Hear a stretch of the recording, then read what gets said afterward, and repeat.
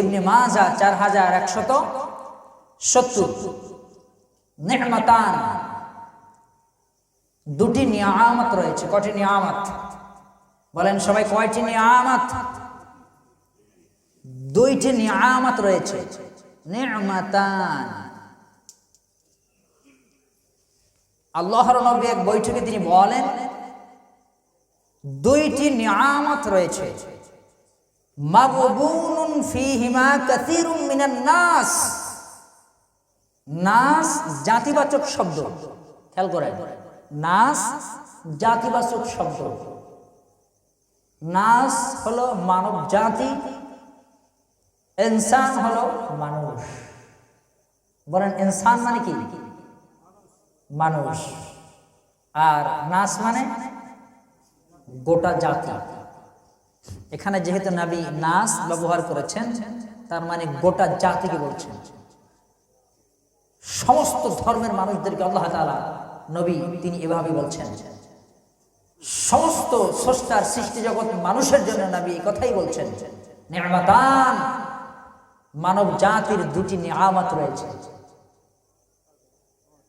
মাগবুনুন ফীহিমা কাসীরুম মিনান নাস, অধিকাংশ মানুষ সেই দুইটি নিয়ামত থেকে গাফেল আছে। বলেন নবী কি বলেছেন? অধিকাংশ মানুষ সেই দুইটি নিয়ামত থেকে দূরে আছে, উদাসীন আছে। দুইটি নিয়ামত থেকে আদম সন্তান নাকি গাফেল আছে, দুইটি নিয়ামত থেকে আদম সন্তান নাকি দূরে আছে। মানে এই নিয়ামত দুটিকে মানুষ মূল্যায়নই করতে চাচ্ছে না। দামি দুটি নিয়ামত, অধিকাংশ মানুষ তারা এই দুটি দামি নিয়ামত থেকে দূরে সরে আছে। এক, as-sihhatu, সুস্বাস্থ্য। নবী বলেছেন সবচেয়ে দামি নিয়ামত সুস্বাস্থ্য। এটাকে মানুষ মূল্যায়ন করে না। আহারে গোলাম, তোমাকে যে আল্লাহ এত ভালো রাখলেন, তুমি তো চাইলে একটু জালসাতে সময় দিতে পারতে গো, পারতে না? তোমাকে আল্লাহ সুস্থ রাখলেন, তুমি কি মসজিদে আসতে পারতে না? তোমাকে আল্লাহ সুস্থ রাখলেন, তুমি কি একটু অসহায় দরিদ্রের মাঝে হেঁটে হেঁটে একটু দেখতে পারতে না যে কার কি প্রয়োজন? পারতে না? কে খেলো কে খেলো না, কার কি সমস্যা আছে কি নাই, এটি কি দেখতে পারতো না? বান্দা সুস্থ আছে, বাড়িতে অবস্থান করে আছে, ও মনে করছে আমার মতো সুখী পৃথিবীতে কেউ নেই। দুটি নিয়ামত থেকে মানুষ গাফেল আছে, কিছুই মনে করছে না, দামি দিচ্ছে না। তার এক নম্বর কি? সিহহাত, সুস্বাস্থ্য। দুই, আল ফারাগ। দুই নম্বরে নবী বললেন আল ফারাগ, অবসর সময়। অবসর সময় পেলে ভদ্রলোকের ছেলে পাবজি খেলে। কি খেলে? পাবজি খেলে। অবসর সময় পেলে বলছে এখন সময় নেই, রান্না বান্না করা লাগবে, মা বোনেরা সিরিয়াল দেখবে। অবসর সময় পেয়েছে না? অবসর সময় সিরিয়ালে কাটায়, অবসর সময় ছেলে পাবজিতে কাটায়, অবসর সময় তার মেয়ে সিনেমা হলে কাটায়। অবসর সময়, আল্লাহু আকবার। দামি দুটি নিয়ামত, এক সুস্বাস্থ্য, আপনার শরীর সুস্থ আছে, দুই রাকাত সালাত আদায় করুন, আল্লাহ তাআলার নিয়ামত শুকরিয়া আদায় করুন। আল্লাহ আপনি আমাকে সুস্থ রেখেছেন, সুবহানাল্লাহ বিহামদিহি। সুস্থ আছে বলে কোথায় যায়? সেই বাংলুরে ঘুরতে যায়। সুস্থ সুস্থ আছে না? বলছে আগের থেকে খুব ভালো লাগে, সুগার এখন কন্ট্রোল। তো কোথায়? হানিমুনে চলো। সুস্থ তো হানিমুনে যাবে, মুসলিম ঘরের সন্তান হানিমুনে যাবে। কোথায়? চলো এক জায়গায় ঘুরতে যাই। অবসর সময় পেলে কোথায় যাচ্ছে? পাবজিতে। শরীর সুস্থ আছে, হানিমুনে যাচ্ছে। কেন? তুমি কোরআন তেলাওয়াত করতে পারো না? তোমার শরীরটা সুস্থ আছে, আল্লাহর নিয়ামত শুকরিয়া আদায় করতে পারো না? করতে পারো না?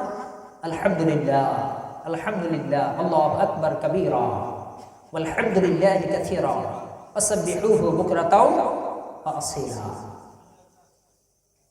দুটি নিয়ামত ভুলে যাবেন কখনো?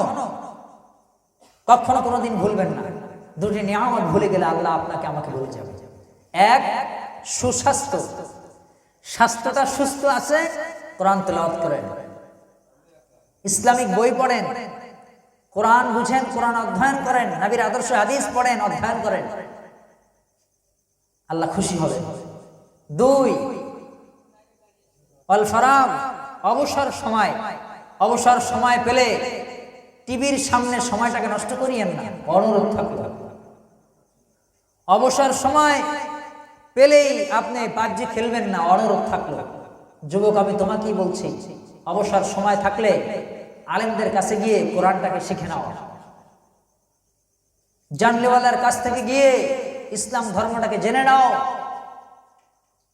কোরআনের ধারক বাহকের কাছে যাও, ইসলামটা জেনে নাও। সম্মানিত উপস্থিতি, আপনাকে কি বলছি, শরীর সুস্থ থাকলে নিয়ামত আদায় করেন, নিয়ামতের শুকরিয়া আদায় করেন, আর অবসর সময় পেলে মহান রবের কাজে ব্যয় করেন। এই দুটি নিয়ামত কিন্তু মানুষ খুব ভুলে যায়। কথা বলেন ঠিক কিনা? শরীর সুস্থ আছে, ও মনে করেছে আমার মতো সুখী কেউ নাই, একবারের জন্য হৃদয়ের গভীরতা থেকে বের হলো না, আলহামদুলিল্লাহ, আলহামদুলিল্লাহ, আলহামদুলিল্লাহ। অবসর সময় পেলেন, সারাদিন ক্লান্ত শ্রান্ত অবস্থায় আছেন, সময় পেলেন, ওই সময়টা একটু কোরআনের কাজে একটু ব্যয় করেন। 2 রাকাত সালাত আদায় করে সিজদায় লুটিয়ে যান। মা বোন, আপনাকে কি বলছি, সময় পেয়েছেন, 2 রাকাত সালাত আদায় করে অবনত মস্তককে নত করে দেন। দিনী ভাই, আপনাকে কি বলছি, অবসর সময় পেলে 2 রাকাত সালাত আদায় করুন, অবনত মস্তককে নত করে দিয়ে মহান স্রষ্টার কাছে আপনার কি প্রয়োজন সেটা চান।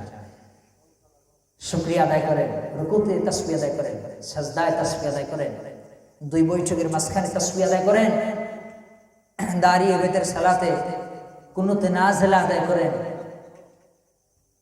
আল্লাহ তাআলা আরো সুখে রাখবেন, আরো ভালো রাখবেন, আপনার বডি স্ট্রাকচার আরো সুন্দর থাকবে ইনশাআল্লাহ।